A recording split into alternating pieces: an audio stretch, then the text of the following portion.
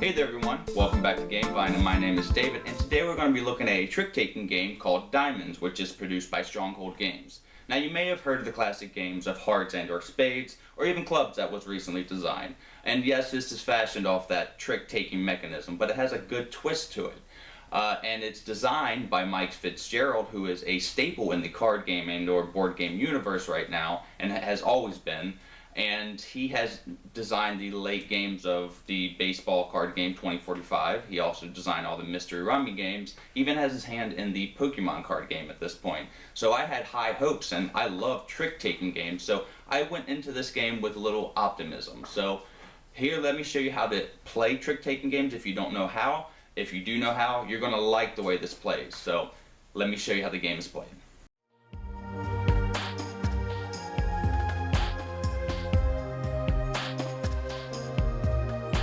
Okay folks, so let me show you what actually comes in the box.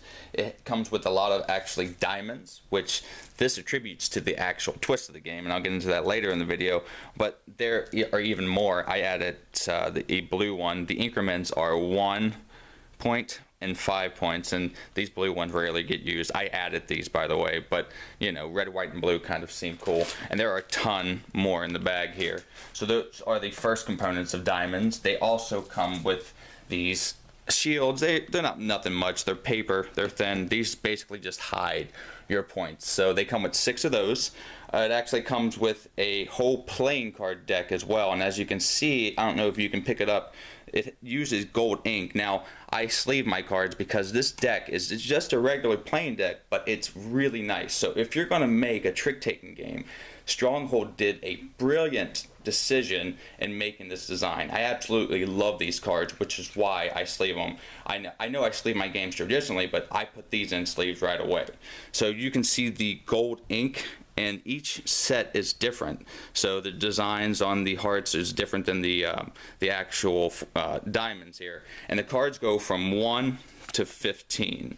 So that's how it's laid out. It's not traditional aces or kings, but the numbers are represented on the card. So that is the other component in the game. The last component, last 2, are the reference cards, and this, I mean, the whole design of this game, I'm just in awe. They thought of everything. So good job, Stronghold Games. I am very impressed so far. And of course, the last component being the rulebook, which has a whole bunch of cool variants in it too, along with the basic way to play. It reads really well. So now let me show you how the game actually plays. Okay everyone, so I'm going to go over the basic rules of diamonds and trick-taking games for 4 players. I'm going to hit on the variants later because I do like them. You can also play with 2 up to 6 players. Now, let me go over how tricks work. Now, in trick-taking games, you have to lead with the starting player of any suit.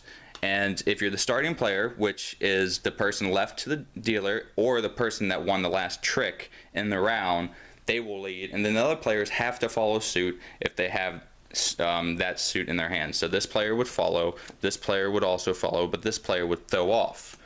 Now, in this game, there are no trumps, so the highest suit led will win the trick and get the ability stated on the card.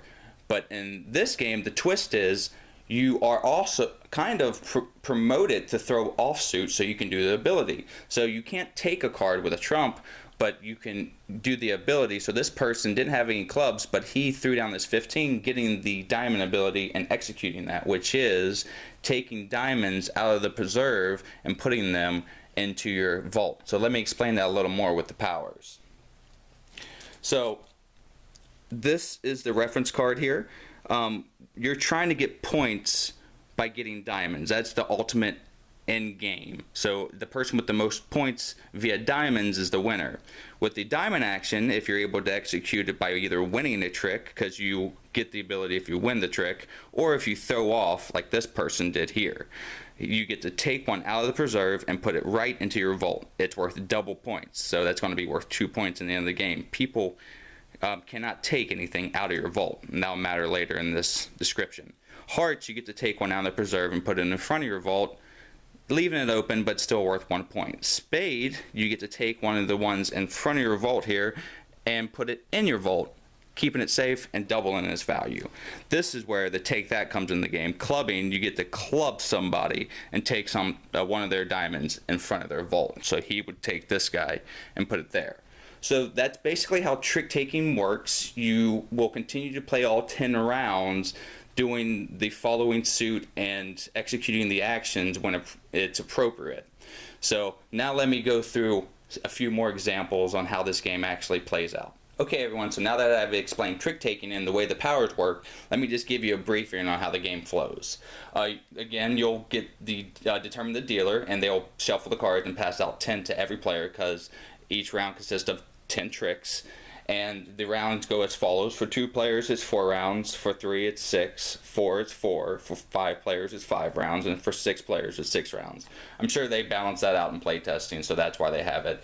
The balance in the game is really nice. So you'll have the 10 cards, and the dealer will then decide if he wants to pass 1, 2, or 3 cards. Now, this is going to be the strategy in the beginning of the game, because you can get rid of all your suits and just have 1 or a 0 of that suit and throw off and try to execute powers instead of winning tricks, because if you don't win any tricks in the round, you actually get to execute 2 diamond actions. So they will pass to the left always, and they'll determine how many number cards they want to actually pass, and everyone else at the table has to do so and pass the cards they have as well. So you might get a good card, but most likely you're going to get a lot of bad cards. At the end of each round, you execute one last set of powers. So you're not collecting tricks, but you're collecting cards. You will count up how many individual card of each suit that you have. So if you have the most diamonds, you execute the diamond action. And you always go in this order, diamonds to clubs. You have the most hearts, you do the hearts. Spades, spade, clubs, clubs. So that action happens at the end of each round, so that's what you're collecting. You also get to take 2 diamond actions if you won 0 cards, so that might be in your strategy if you're having a bad game. So you continue to do this over the appropriate amount of rounds and then count up your points. So that is how the game is set up. You will continue to play the tricks and play the round amounts and clubbing people and getting diamond actions, and then at the end of the game, the player with the most diamonds wins the game. You count the diamonds in your showroom as 1 point, and you count everything in your actual vault. So that is how diamonds is played. So now let me go over my thoughts and see if this actually lived up to my expectations. Secret, it does. Okay everyone, so that was diamonds, and as we always do on GameVine, I'm going to give diamonds a percentage and or a letter grade. Now, I gave diamonds an 88%, which is a high B+, and I probably would have given it more, but that would have been biased. I stuck to my grading scale, and it came out to have a high 88. Now, there might be a little biased thought in that, but I think this game is phenomenal. The demographic that can play this is wide. You can get people that love trick-taking games, or you can get gamers, because the twist is about getting points, and you have to really strategize if you're going to go for the sets or if you're going to go for just the abilities, because that keeps every player in the game. As in other trick-taking games, you can get a hand that it's going to kill the other players. You'll get 10 tricks, and that can happen in multiple hands, leaving the other players longing for more gameplay. But with the player powers, you can still have that awesome hand, but the player next to you is probably void of all other sets and or suits. They'll just play off and get all the powers, which will have you play differently, because yes, you're getting all these tricks, but the other person is clubbing you like every other trick and or round. So that's where I think the game excels. It keeps everybody in the game and interacting and playing differently. So the twist on this trick-taking mechanism, Mike Fitzgerald just hit it out of the park.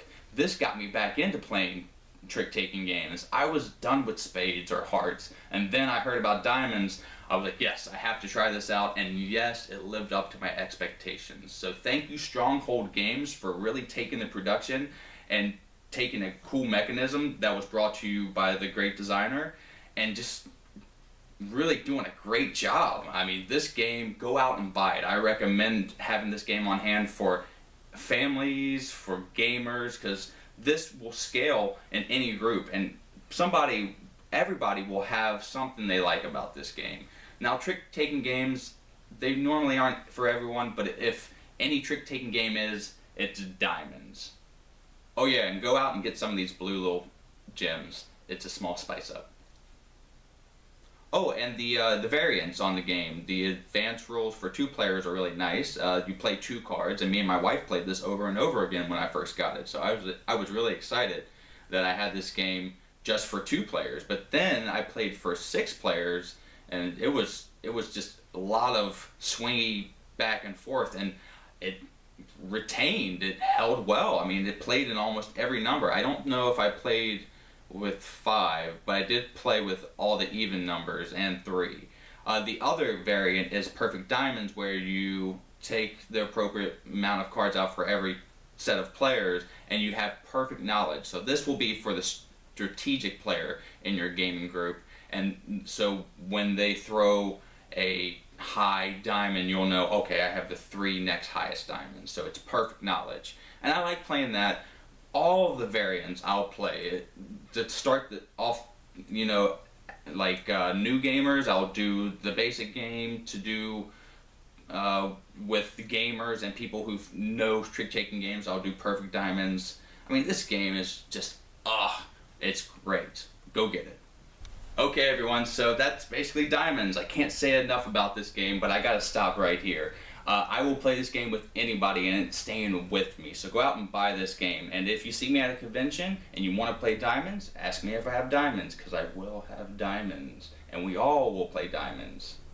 So I've been Dave from Gamevine. Until the next time I see you, have a great rest of your day and a great time with all that you play. You heard it here on the Gamevine. I'm out.